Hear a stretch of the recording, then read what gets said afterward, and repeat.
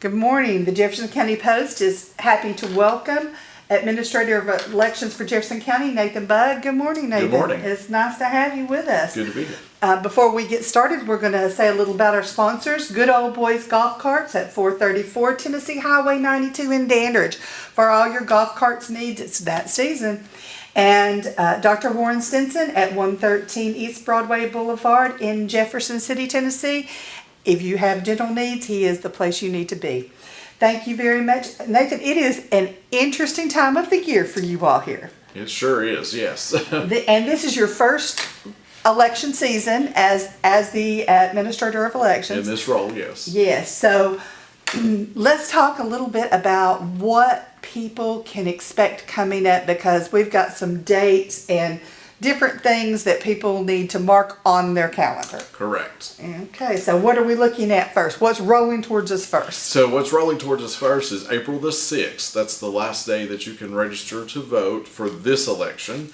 After that, there is a waiting period, so just make sure you register before April the 6th. Now, does that include address changes? No, address changes you can do later as well, so Okay, because you would be already registered. Okay. And a good way to do that is come in and see us here at the office, or you can go to govotn.com and register to vote, do address changes there as well.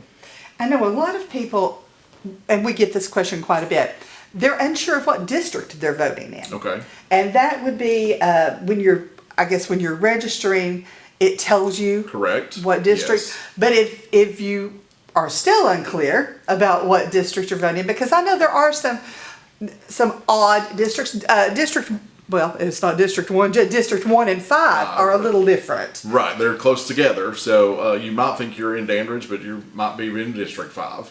So a good way to check on that is to either come into the office, check your voter ID card, or you can go to govotn.com as well and just put your name in there and do a search, and it'll come up with your district.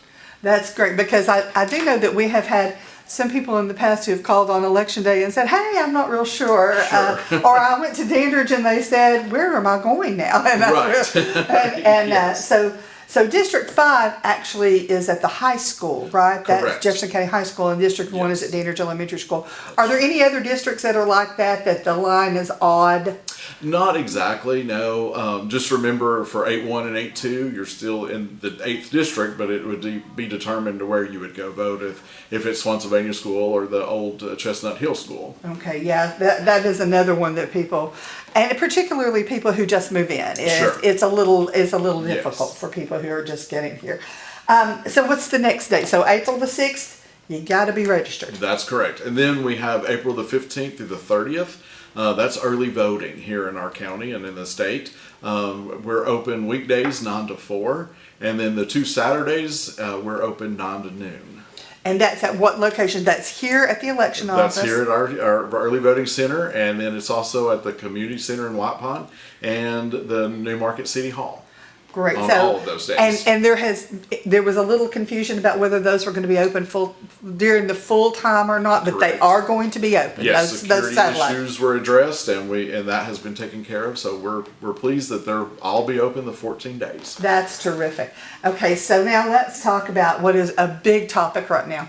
IDs. What do you have to bring in order to vote? So you need your driver's license, that photo ID. You can also bring your passport, military ID, anything that has your photo on it that is a valid ID for the state of Tennessee, federal or state. We have had seniors who have asked us, well, I'm a senior citizen. Do I still have to bring my ID? You sure do, yes. And what happens if you show up to vote and you do not have an ID? Well, we will offer you a provisional ballot, and then you can vote on the provisional ballot. And then there's a deadline of 2 days after the election that you would need to come in and provide that ID for us so that we can open that ballot. So a real ID is not required right now in order to Correct. vote. It's just a picture ID that's a Right. state issued Or federal. or federal issued Correct, picture yes. ID. Great. So don't forget your IDs, folks, when you come to vote, Correct, because it is a whole lot more difficult. I know that it's a very small percentage of people who actually turn back in and who do a Sure. provisional ballot. Yes. So, and then what is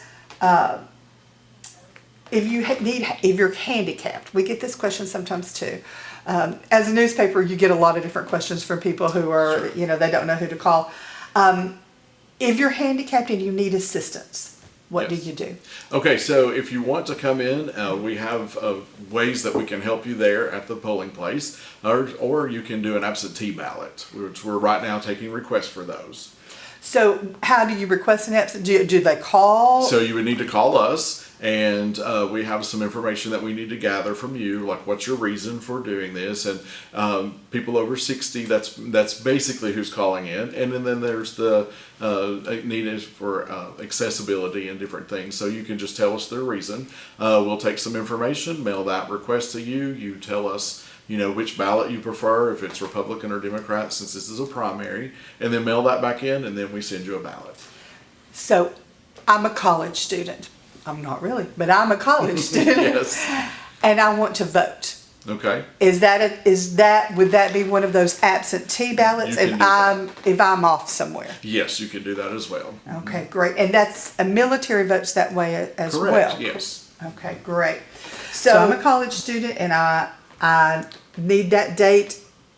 I know there's a firm date and to request. What is that date? April the 25th is the last day we can receive those in our office. Okay, so if you're in that position and you're needing an absentee ballot, you need to kind of get on that right Correct, now. yes. Because you're having to mail those out and then get them back. receive them back. So is there a way that people can check to see if it's gotten back in, or is there? We typically, if you call in, we'll be able to tell you. Okay, that's great. So We've if received you're it. concerned that your absentee ballot might not have made it in or whatever, then you can call and they can help you out here. That's right. It's a full service, isn't We it? hope so. And so let's talk about sample ballots. So you always do a sample ballot, and there was some confusion this year, not through the election office, but I guess through the state Republican office, about a local candidate Sure. who had been removed from the ballot for a period of time. They I guess contested the Correct, removal, yes. and they are now back on the ballot. Correct. That's a sheriff's candidate. Yes. That was that. So people are asking, hey, where can I view a sample ballot? So where can you view and when can you view? So you can go onto the Jefferson County Post. We'll be putting it on there. We're also doing it's on our website already, and then we're putting it in the newspaper as well. So the Standard Banner, the Jefferson County Post, and on your all's own website. Yes, and if you want to stop in and request one, we can give you one here. One printed out. Yes. So if you need to look at it because you're a little unsure of how a ballot lays, Right. or who's going to be on there, or what your options are, or maybe you're not sure who's running in your district. True. It has been an active election It season, has and a been. lot of people have not been real clear on who's running in what district, because we have a lot of new people running. A lot of new people. I think there's 60? There's 57. 57. Correct. That's On the a total heavy, ballot. that's a heavy election year, It isn't is, it? yes. And then this is just the primary. Correct. So explain to people what happens after this. Okay, so the ones that win on this election will go on to August, and that was the general election,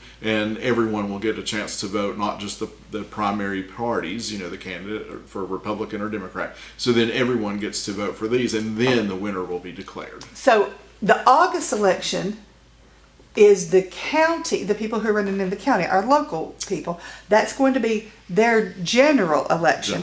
But it's the state's primary election. Yes. So you're going to be voting, if you're looking on this ballot, you're not going to find gubernatorial candidates No. or your state reps or anything like that on this ballot, correct? Yes, that's correct. Even if they're running as a Republican, that's not their Right.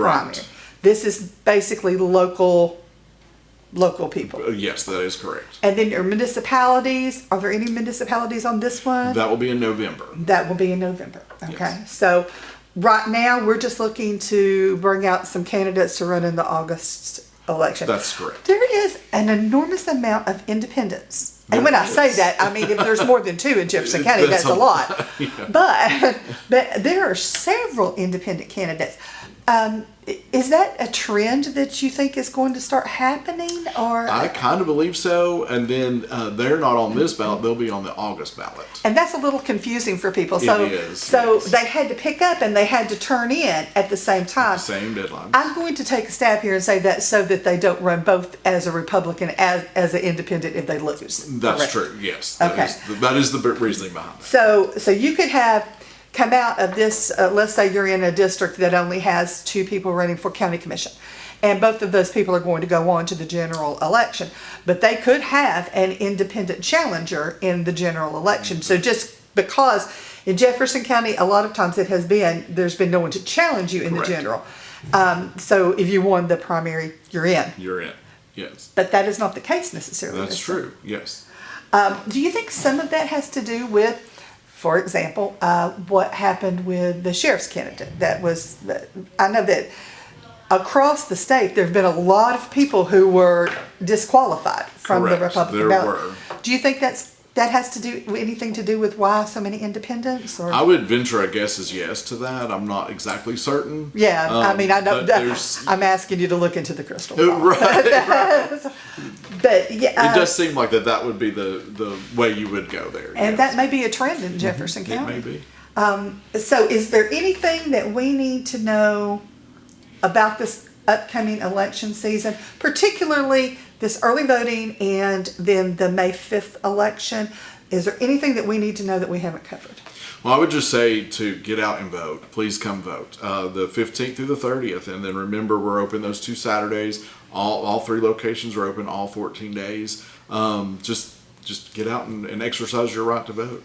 And do you expect I know that in the past, voting day had outweighed early voting, but in the last few voting cycles, that has not been the case. Then it went kind of even, and now it's right. kind of swung the opposite way. It's like, what, 60-40 or something like Correct, that? yes.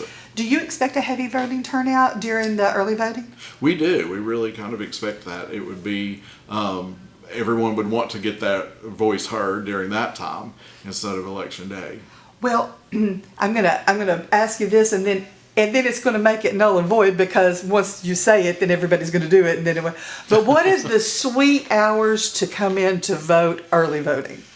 Where's your sweet spot? So around the lunch hour is a good time, because people are, going to come in and think, well, I can just walk right in and do that. And that time is good. In the afternoon is a good time also. It's a little bit quieter during the afternoons as well. So if you're somebody who has a little bit of trouble standing in line, Sure. or something like that, you might want to wait until 2-ish Yes, or around something 3, like yes, that. and we close at 4. So, but if you're in line at that 4 o'clock hour, you'll still get to vote. So Okay, great. So if you're somebody who needs to not have to stand in line and wait as long, then now everybody's going to be here at 2 o'clock. 2 o'clock. So Right. Yeah. We'll prepare for that. yeah, everybody's going to be here at 2 o'clock. And on voting day, is there a time period on voting on May the 5th that is a little better? We see a slowdown in the afternoon, the earlier part of the afternoon, and then when people get off from work, we kind of pick up a little bit more. And then around that 7 o'clock hour, because we close at 8 on election day, around that 7 o'clock hour, it really slacks up as well. This office always does such a great job, and the Jefferson County Post will be here live covering the results coming in. We always do that. So this is a place where the Jefferson County Post is a place where you can go for election results. And you all do a terrific job of getting those numbers out really quickly. Thank you. And that is and that is no easy task. No. I know election day is sort of like it's like the Super Bowl for you all. It is. That is correct. It yes. is. Well, do you think this May election is going to be bigger than the general election? I'm kind of thinking it will be, because we have so many new people that are running, and people are trying to find out about them, and I think it will be a bigger election. I think it might be too. Of course, and then after we close out this year, we've got the governor's. This is called the governor cycle, right? Correct. Yes. So that's the cycle of the year that the governor runs, and then of course in 2 years you have Is it 2 years? The presidential cycle is in 2 years. Yes. Yes, it will Two be. Yes. more years. Yes. So, well, I wish you luck. Thank you very much. I say sleep well because it's going to be some long days. It will be. And thank you very much for what you do. It's an important thing to exercise your right to vote. It is. And Yes. it's hard to complain if you don't vote. Thank you, Nathan. We appreciate you so much. And we appreciate our sponsors, Good Old Boys Golf Carts at 434 Tennessee Highway 92 in Dandridge, and Dr. Warren Stinson at 113 East Broadway Boulevard in Jefferson City. We will see you at least on election day, yes. but we'll see you before that because Yes. we vote. That's right. Thank you all very much. Thank you so much.